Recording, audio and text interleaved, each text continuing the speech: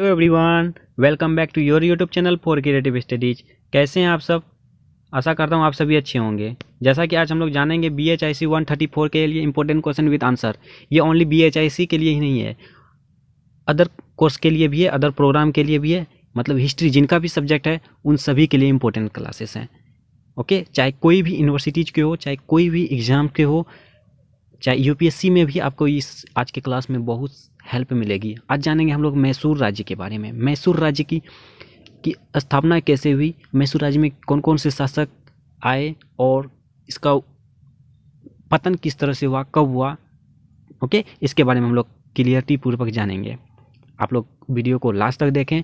आज मैसूर राज्य का पूरा कंप्लीट हो जाएगा आज एक ही वीडियो में, एक ही क्लास में मैसूर राज्य का कंप्लीट।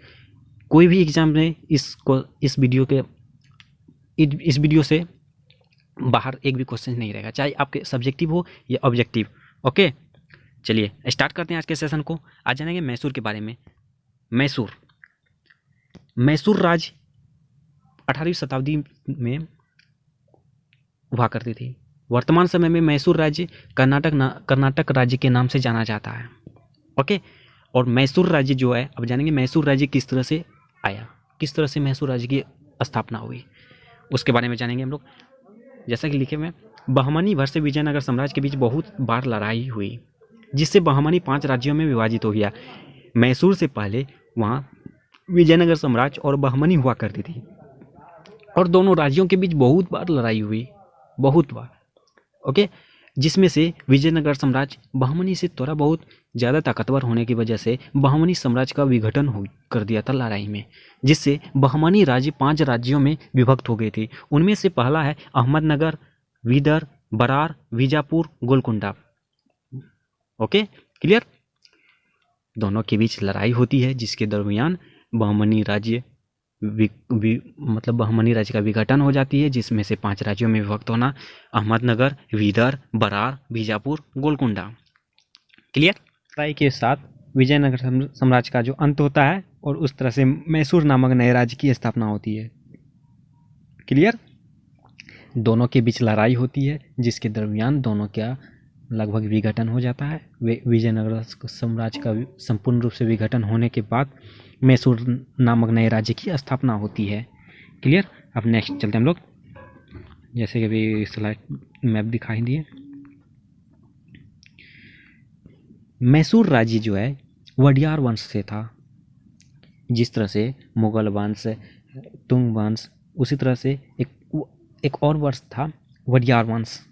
ओके, उस समय मैसूर वंश का जो है मैसूर राज्य वडियार वंश से था, और इस वंश का अंतिम शासक जो है चिक्का कृष्ण राज्य था। आपको ऑब्जेक्टिव में पूछे जाएंगे कि वडियार वंश के अंतिम शासक कौन थे, तो चिक्का कृष्ण राज्य था इसका right answer. Okay, clear.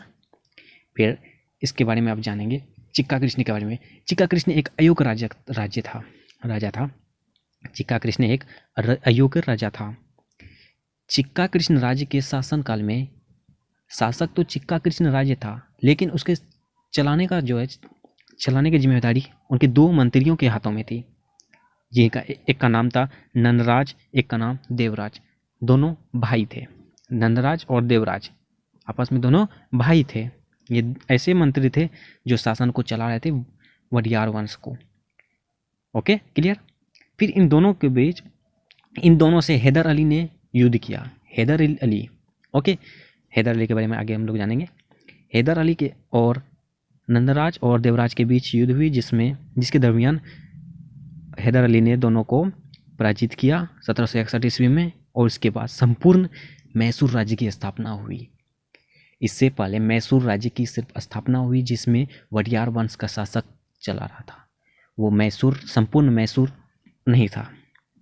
Haider Ali ने 1761 ईस्वी में मैसूर राज्य की स्थापना की। ओके, आपके ऑब्जेक्टिव में भी पूछे जाएंगे कि मैसूर राज्य की स्थापना कब हुई, तो उसका राइट आंसर हो जाएगा 1761 ईस्वी में। किसने की? हैदर अली ने। ओके, अब जानेंगे 18वीं सदी का आधुनिक मैसूर। इसके संस्थापक जो थे हैदर अली थे। हैदर अली ने दोनों भाई से लड़ाई की, नंदराज और देवराज को हराकर मैसूर राज्य की स्थापना की, और हैदर अली का जो है शासनकाल, मतलब मैसूर राज्य का पहला शासक हैदर अली बना और उनका शासनकाल 1761 से 1782 ईस्वी तक था। ओके, उसके बाद हैदर अली का जन्म जो है 1721 ईस्वी में हुई। 1755 ईस्वी में डिंडुगल से उसने एक आधुनिक शस्त्रागार स्थापित किया। किसने किया? हैदर अली ने 1755 ईस्वी में। क्लियर? इसने केरल के कुछ राज्य को जीत लिया था, जिसमें बिदनूर, सुंदा, सेदा, कन्नर, कोचीन, मालाबार, श्रावणकोर, ये ऐसे क्षेत्र हैं जो हैदर अली ने केरल के राज्यों में से मतलब आक्रमण करके छीन लिया था। क्लियर? जैसे कि बिदनूर, सुंदा, सेदा, कन्नर, कोचीन, मालाबार, श्रावणकोर। Okay, clear? और आगे चले हम लोग। 1769 ईस्वी में 1769 में अंग्रेजी फौजों ने बार बार हराया, मतलब और क्षेत्रों को हराकर मद्रास तक पहुंच गया। अंग्रेजी फौजों मतलब बोले तो ईस्ट इंडिया कंपनी। ओके, अंग्रेजी फौज ईस्ट इंडिया कंपनी को लेकर भारत जब आई थी 1600 ईस्वी में, वे सभी लगभग भारत के हर एक क्षेत्र में फैल चुका था और उस दरमियान फैलते फैलते मद्रास तक पहुंच गया। अब उसे मद्रास मतलब मैसूर, ओके, मद्रास बोले तो मैसूर को जीतने के लिए उन्होंने उनसे युद्ध किया। ईस्ट इंडिया कंपनी ने मैसूर पर आक्रमण किया और इस तरह से वहाँ एक युद्ध होता है दोनों के बीच, मैसूर और अंग्रेजों के बीच युद्ध होता है, जिसका नाम होता है आंग्ल मैसूर युद्ध। क्या नाम होता है? आंग्ल मैसूर युद्ध, जो 4 बार होती है। आंग्ल मैसूर युद्ध टोटल 4 बार लड़ाई होती है अंग्रेजों के बीच और मैसूर के बीच। अब हम लोग जानेंगे चारों युद्ध के बारे में एक एक करके। ओके, अब जानेंगे फर्स्ट आंग्ल मैसूर युद्ध। इम्पोर्टेंट है आपके हर एक एग्जाम के लिए, ये इम्पोर्टेंट है।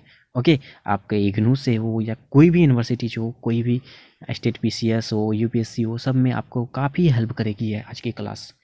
इसको नोट डाउन कर लीजिएगा। ओके, जैसे आंग्ल मैसूर युद्ध मतलब फर्स्ट आंग्ल मैसूर युद्ध की आरंभ कब हुई? 1767 ईस्वी में। कब से कब तक चली? 1767 से 1769 तक, 1767 से 1769 तक चली। और फर्स्ट आंग्ल मैसूर युद्ध किनके बीच हुई? ईस्ट इंडिया कंपनी और हैदर अली के बीच। ईस्ट इंडिया कंपनी मतलब अंग्रेज के बीच, अंग्रेज और हैदर अली के बीच युद्ध हुई। ओके, इस फर्स्ट युद्ध में दोनों के बीच युद्ध हुई, लेकिन इसमें हैदर अली थोड़ा कमज़ोर दिखाई दिया, ईस्ट इंडिया कंपनी मजबूत, क्योंकि हैदर अली का कोई सहायता नहीं करने वाला था, ना ही हैदराबाद भी, जो कि हैदराबाद उसके पड़ोसी भी थे। ओके, कोई मदद नहीं किया हैदर अली को, तो वो थोड़ा झुकना पड़ा। लेकिन ये युद्ध समाप्त नहीं हुई, ये युद्ध एक संधि के माध्यम से, दोनों के समझौता के माध्यम से रुका गया, जिसका नाम मद्रास की संधि 1769 ईस्वी में हुई। दोनों के बीच एक संधि हुई जिसका नाम मद्रास की संधि है। ठीक है, 1769 में। इसलिए दोनों के बीच युद्ध की मतलब युद्ध रुका, फिर कुछ दिन ब्रेक लिया, फिर नेक्स्ट में फिर से हुई द्वितीय आंग्ल मैसूर युद्ध। द्वितीय आंग्ल मैसूर युद्ध 1780 ईस्वी में स्टार्ट हुई और 1784 ईस्वी में। ये इम्पोर्टेंट है। ओके, इसको अच्छे से देखिएगा। द्वितीय आंग्ल मैसूर युद्ध कब स्टार्ट हुई? 1780 ईस्वी में। कब से कब तक चली? 1780 से 1784। ओके, इन दोनों के बीच मतलब किन दोनों के बीच हुई थी? ईस्ट इंडिया कंपनी और हैदर अली के बीच। ईस्ट इंडिया कंपनी मतलब अंग्रेज। देखिए मैं बार बार बोल रहा हूँ अंग्रेज और ईस्ट इंडिया कंपनी, ताकि आपके माइंड में फिट हो जाए, सेट कर जाए। ओके, इसलिए मैं बार बार रिपीट कर रहा हूँ एक ही वर्ड को। दोनों के बीच होती है और इसमें भी वही होता है, ईस्ट इंडिया कंपनी मजबूत दिखाई देती है और हैदर अली, इस युद्ध के दरमियान उनकी मृत्यु हो जाती है, मतलब हैदर अली की हार हो जाती है। 1782 ईस्वी में हैदर अली की मृत्यु हो जाती है। यह युद्ध 1784 ईस्वी तक चला, लेकिन उस युद्ध से पहले ही 1782 ईस्वी में हैदर अली की मृत्यु हो जाती है इस युद्ध के दरमियान। ओके, फिर 1782 ईस्वी में हैदर अली का पुत्र टीपू सुल्तान इस युद्ध को संभालता है। ओके, 1782 ईस्वी में टीपू सुल्तान की एंट्री होती है आंग्ल मैसूर युद्ध में। ओके, और इस समय उनके गवर्नर जनरल जो थे वारेन हेस्टिंग्स थे। ओके, मतलब द्वितीय आंग्ल मैसूर युद्ध का जो है कौन से गवर्नर जनरल नेतृत्व कर रहा था, तो उनका राइट आंसर हो जाएगा वारेन हेस्टिंग्स। क्लियर। और इन दोनों के बीच फिर से एक संधि हुई, टीपू सुल्तान और अंग्रेजों के बीच फिर एक संधि हुई जिससे कि ये युद्ध फिर रुका। उनका नाम है मंगलोर की संधि। 1784 ईस्वी में दोनों के बीच संधि हुई और इस दरमियान युद्ध को वहाँ रोका गया। क्लियर। फिर नेक्स्ट में है तृतीय आंग्ल मैसूर युद्ध। तृतीय आंग्ल मैसूर युद्ध 1790 ईस्वी से 92 ईस्वी में हुई। फिर से ईस्ट इंडिया कंपनी और टीपू सुल्तान के बीच हुई। ओके, इस समय गवर्नर जनरल जो है कॉर्नवालिस था। श्रीरंगपट्टनम की संधि के कारण यह 1792 ईस्वी में फिर से रुका। जैसे फर्स्ट में था हमारा मद्रास की संधि, सेकेंड में थे मंगलोर की संधि, थर्ड में है श्रीरंगपट्टनम की संधि 1792 ईस्वी में। इम्पोर्टेंट है, इसको याद रखना है आपको। ओके, और इस दरमियान जो थर्ड आंग्ल मैसूर युद्ध के दरमियान इसमें टीपू सुल्तान की हार होती है। ओके, हार होने के कारण अंग्रेज ने उसमें एक जुर्माना लगाया जाता है टीपू सुल्तान पर, कि टीपू सुल्तान पर 3 करोड़ की पेनल्टी लगाई जाती है, मतलब 3 करोड़ का जुर्माना लगाया जाता है। आज के समय में किसी शासक के लिए 3 करोड़ की कोई रकम जो है कोई बड़ी बात नहीं है। उस समय के शासक के लिए 3 करोड़ एक बहुत बड़ी रकम होती थी, बहुत बड़ी रकम। Okay, clear. और इस तरह से टीपू सुल्तान अपने 2 पुत्र को मतलब गिरवी रख दिया, क्योंकि कर्ज अपना चुकता नहीं कर पाने के कारण अपने बेटों को गिरवी रख दिया। Okay, clear. अब नेक्स्ट चलते हैं हम लोग चतुर्थ आंग्ल मैसूर युद्ध। चतुर्थ आंग्ल मैसूर युद्ध 1796 ईस्वी से 1799 ईस्वी के बीच हुई। इनके बीच फिर से युद्ध में हुआ, तृतीय युद्ध हुआ, लेकिन समाप्त नहीं हुए। ओके, हार हुई, फिर से दोनों के बीच युद्ध हुई और इसका नाम है चतुर्थ आंग्ल मैसूर युद्ध, जो 1796 से 1799 ईस्वी के बीच हुई और ईस्ट इंडिया कंपनी और टीपू सुल्तान के बीच हुई। ये इंपॉर्टेंट है, आप गौर से देखना। इसका गवर्नर जनरल था लॉर्ड वेलेजली। ओके, फर्स्ट में कोई गवर्नर जनरल नहीं था, सेकेंड में था वारेन हेस्टिंग्स, थर्ड में था कॉर्नवालिस और फोर्थ में है लॉर्ड वेलेजली। ओके, 1799 ईस्वी में टीपू सुल्तान की मृत्यु हो जाती है और मैसूर राज्य का अंतर हो जाता है। मतलब चतुर्थ आंग्ल मैसूर युद्ध के दरमियान जो है ईस्ट इंडिया कंपनी मतलब अंग्रेज टीपू सुल्तान को हत्या कर देती है, टीपू सुल्तान को मार देती है। इस तरह से मैसूर राज्य का अंत हो जाता है 1799 ईस्वी में। और एक महत्वपूर्ण नोट मतलब इम्पोर्टेंट नोट्स है जो बहुत बार बहुत एग्जाम में पूछे जा चुके हैं और आगे पूछे की संभावना है, इसलिए आपको याद रखना है। मैसूर राज्य 18वीं सदी में बना और 18वीं सदी में ही अंत हो गया। मैसूर एक ऐसा राज्य है जिनका शासनकाल दूसरे सदी में भी नहीं पहुंच पाया। जैसे 18वीं सदी में स्टार्ट हुई, 18वीं शताब्दी के अंत तक में इसका विघटन भी हो गया, पतन हो गया। ओके, 1761 ईस्वी में इसका स्थापना हुई और 1799 ईस्वी में इसका अंत भी हो गया। ओके, उसके बाद कर्नाटक की स्थापना हो जाती है। और कई इतिहासकारों ने टीपू सुल्तान को एक योग्य शासक माना है, इसलिए हमें टीपू सुल्तान के बारे में जानना चाहिए। अभी तक जो बताए उसमें मैसूर राज्य का स्थापना कैसे हुई, कौन कौन से शासक बने और इसका अंत कैसे हुआ, उनके बारे में क्लियरिटी बता दिए। अब जानेंगे उस शासक के एक महत्वपूर्ण शासक में से एक शासक हैं टीपू सुल्तान, उनके बारे में, वो क्या क्या किए अपनी राज्य के लिए। ओके, उसके बारे में जानते हैं हम लोग। टीपू सुल्तान का शासनकाल 1782 से 1799 ईस्वी में। एक बात और, मैसूर राज्य में 2 ही शासक बने, एक हैदर अली और एक टीपू सुल्तान, दोनों बाप बेटे। ओके, 1761 ईस्वी से 1782 ईस्वी में हैदर अली, उसके बाद टीपू सुल्तान 1782 से 1799 ईस्वी में।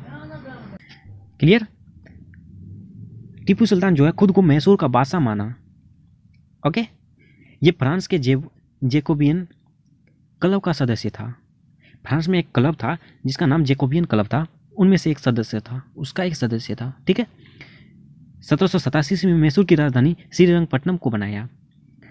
एक क्वेश्चन इससे भी बनेगा ऑब्जेक्टिव टाइप में, मैसूर की राजधानी श्रीरंगपट्टनम किसने बनवाया?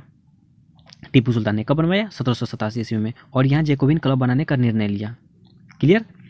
और इन्होंने ही सेना विभाग को विस्तार किया तथा उसका हेड लेफ्टिनेंट रियो को बनाया। मतलब टीपू सुल्तान ने 1796 ईस्वी में सेना विभाग की विस्तार किया तथा जो है उसका लेफ्टिनेंट जो है मतलब हेड जो है, हेड होता है एक सेना विभाग का हेड, रियो को बनाया। कब विस्तार किया? 1796 ईस्वी में। इसका अंतिम हुआ था 1799 ईस्वी में, यानी कि 3 साल पहले। ओके, उसके बाद इम्पोर्टेंट पॉइंट है 1791 ईस्वी में श्रृंगेरी देवी का मंदिर मरम्मत करवाया तथा मां शारदे की मूर्ति लगवाई। इस पॉइंट के माध्यम से हमें पता चलता है कि टीपू सुल्तान जो है वो धर्मनिरपेक्ष शासक था। ओके, इम्पोर्टेंट है कि श्रृंगेरी देवी का जो है मंदिर किसने मरम्मत करवाकर मां शारदे की मूर्ति लगवाई? टीपू सुल्तान ने। ओके, इन्होंने श्रीरंगपट्टनम में स्वतंत्रता का वृक्ष लगवाया। फिर 1785 ईस्वी में उसने अपने बंदरगाहों में काली मिर्च, चंदन और इलायची के निर्यात पर पाबंदी लगा दी। क्लियर? 1788 ईस्वी में उसने अंग्रेजों के साथ व्यापार करने से साफ मना किया। ओके, इतिहासकारों के अनुसार टीपू सुल्तान 18वीं शताब्दी की गणना के अनुसार एक योग्य शासक है। पहले भी बता चुके थे, ठीक है। नए विचारों का प्रवर्तक था। टीपू सुल्तान एक अच्छे शासक होने के साथ साथ एक नए विचारक भी थे। उसने मापतोल की नई विकास नीति को अपनाई थी। ओके, उसने कैलेंडर सिस्टम भी बनाया तथा सिक्के डालने की एक नई प्रणाली का विकास किया। ओके, इसे फ्रांसीसी क्रांति में रुचि थी। फ्रांस में जब क्रांति होती थी, टीपू सुल्तान को उस क्रांति में रुचि थी। ओके, इन्होंने ही यूरोपियन कंपनी की तर्ज पर एक कंपनी खोलने की सोचता है। यूरोप में जिस तरह से कंपनी थी, अपने साम्राज्य में भी एक कंपनी खोलने की सोचता है, लेकिन युद्ध में ही रह जाता है। इन्होंने कहा था, टीपू सुल्तान का एक महत्वपूर्ण डायलॉग था, बहुत ही इंपॉर्टेंट, कई बार पूछे गए हैं एग्जाम में, आपको पूछने की संभावना है। ओके, भेड़ शेर, टीपू सुल्तान का कथन था भेड़ शेर।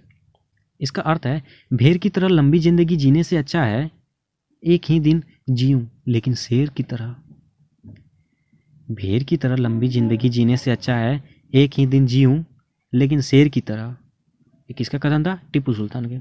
ओके, व्यापार को बढ़ावा देने के लिए उसने अपने दूत मतलब अपने शासक को, अपने मंत्रियों को ईरान, पेगुर को ही म्यांमार, अभी वर्तमान में म्यांमार, चीन, फ्रांस भेजा। ओके, और ये धर्मनिरपेक्ष शासक था, जैसा कि पहले भी बता चुके थे।